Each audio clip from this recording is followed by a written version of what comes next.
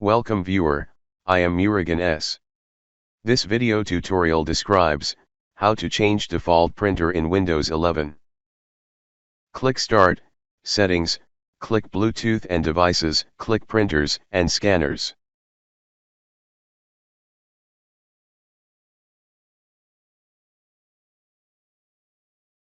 Select a printer. Click More Devices and Printer Settings.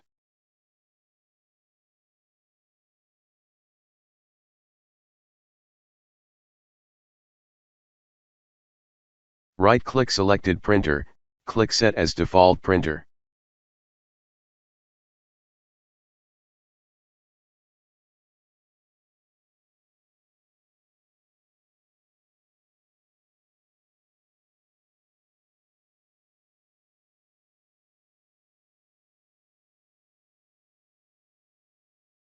I hope this video tutorial helps to you.